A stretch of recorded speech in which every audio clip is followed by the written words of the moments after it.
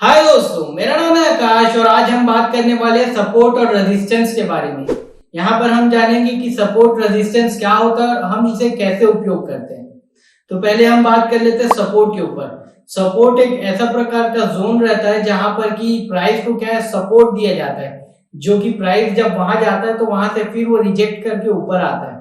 और दो तीन यहाँ पर प्राइस पॉइंट को यानी कि पिवोट पॉइंट को आप अगर जोड़ लेते हैं और उस रेंज को बना देते हैं जहां से प्राइस जो है टकरा के वापस जाता है, तो उस जगह को बोलते हैं सपोर्ट जोन या सपोर्ट एरिया। उसी के साथ साथ स्टॉक जो है एक पर्टिकुलर अपर रेंज में जाके वापस नीचे आना चालू करता है। जब कोई भी स्टॉक जो है रेंज बाउंड रहता है या ट्रेंड में चलता है तो उसके जो अपर जोन जहां पर से कोई भी स्टॉक जो है वापस नीचे आ जाता है उसको कहा जाता है रेजिस्टेंस, यानी कि रुकावट।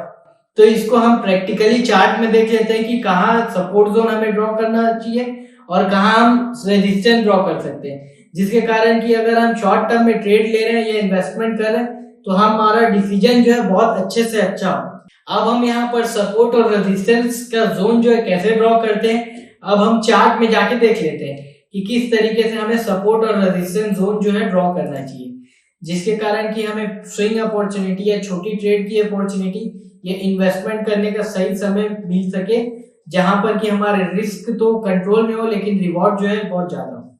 तो जैसा कि आप देख पा रहे होंगे, यहाँ पर एक प्राइस पॉइंट है, फिर ये दूसरा प्राइस पॉइंट है, फिर ये तीसरा प्राइस पॉइंट है, ये चौथा प्राइस पॉइंट है। तो इस प्राइस पॉइंट को कनेक्ट करते हुए सेम जैसे हम ट्रेंड लाइन ड्रॉ करते हैं, सेम उसी तरीके से हम ऐसा ट्रायंगल ड्रॉ कर देते हैं जो कि एक प्रकार से सपोर्ट जोन का काम करता है। इसको हम इसमें बना के भी देख लेते हैं। देखिए कैसे ये रहा इस कोटक महिंद्रा के बैंक के स्टॉक का जो चार्ट है, वहां पर सपोर्ट जोन। जब भी कभी स्टॉक मार्केट साइडवेज होता है और जब भी मार्केट में ट्रेंड नहीं होता है, तो यहाँ पर जो स्टॉक जो है एक अपर रेंज से लोअर रेंज सपोर्ट और रेजिस्टेंस के बीच में रहता है। तो यहाँ पर आप क्या है, पैसा कमाने का अपॉर्चुनिटी मिल जाता है एज अ स्विंग ट्रेड। और यहाँ पर हम ऊपर के डॉट्स या पॉइंट्स को कनेक्ट करते हैं और वहां से हम क्या है, यहाँ पर रेजिस्टेंस जोन ड्रॉ कर देते हैं, जहां पर से टकरा के जो शेयर है वो शॉर्ट टर्म में जो नीचे आ जाता है। तो ये रहा ये प्राइस पॉइंट जो है इसका रेजिस्टेंस जोन है, इसको हम रेड कलर में ड्रॉ कर दिखा देते हैं। रेड यानी कि जब भी इस एरिया में जाता है तो यहाँ पर अगर आप प्रॉफिट हो रहा है आपको सपोर्ट जोन से लेके, तो यहाँ पर आप बुक करके निकल सकते हैं, या इस एरिया में आप ये जान सकते हैं कि यहाँ पर आपको ट्रेड नहीं करना है अगर आप बाय साइड से कर रहे हैं तो ये एक प्रकार से आप देख सकते हैं यहाँ पर ये जो है रेजिस्टेंस जोन है, ये जो है कोटक महिंद्रा के रेजिस्टेंस जोन है। सेम इसी तरीके से आप अलग अलग स्टॉक्स को देख के उसके एरिया को देख के सपोर्ट और रेजिस्टेंस ड्रॉ कर सकते हैं। तो यहाँ पर हम दूसरा एग्जांपल ले लेते हैं जेएसडब्ल्यू स्टील का। यहाँ पर भी हम जो प्राइस पॉइंट है, जैसे कि पिवोट पॉइंट जिसको कहा जाता है, उसको हम दो तीन पिवोट पॉइंट को एक साथ कनेक्ट करते हैं, जिससे कि हम वहां पर एक ट्रायंगल बीच में ले जाके पुट कर देते हैं। तो यहाँ पर जैसे कि आप देख पा रहे होंगे, ये भी यहाँ पर एक जो है सपोर्ट जोन का काम कर रहा है। बार बार यहाँ पर स्टॉक आके टकरा के वापस जाने का कोशिश कर रहा है, और उसके अपर रेंज जो है उसको कहते हैं हम लोग रेजिस्टेंस जोन, जहां पर शेयर जो ऊपर से टकरा के नीचे आ गए। लेकिन आप यहाँ पर ऐसा भी बोल सकते हैं कि कुछ समय के लिए ये जो है प्राइस नीचे आके सपोर्ट जोन से नीचे आ गया।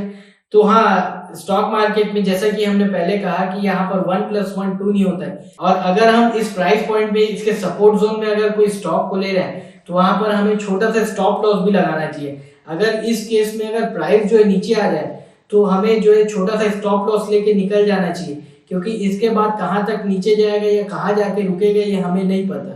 तो यहाँ पर भी कई बार हमें स्टॉप लॉस लेके चुपचाप से निकलना भी पड़ता है सपोर्ट जोन से।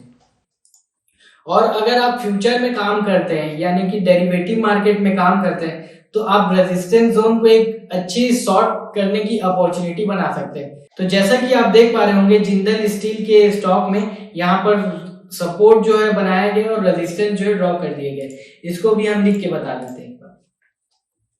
जैसा कि आप देख पा रहे होंगे, हमने यहाँ पर आइडेंटिफाई भी कर दिया है कि कैसे आप यहाँ पर इसको अच्छी तरीके से प्लॉट कर सकते हैं और उसके बाद इसको कैसे पॉइंट कर सकते हैं, जिससे कि आप अगर शॉर्ट टर्म ट्रेड लेते हैं तो आपको यहाँ पर ऐसे बेनिफिट हो सकता है। तो आज के लिए बस इतना ही दोस्तों। ऐसी एक्साइटिंग इंफॉर्मेशन जानने के लिए हमारे इस चैनल दबंग एनालिस्ट को लाइक, सब्सक्राइब एंड शेयर करें। धन्यवाद।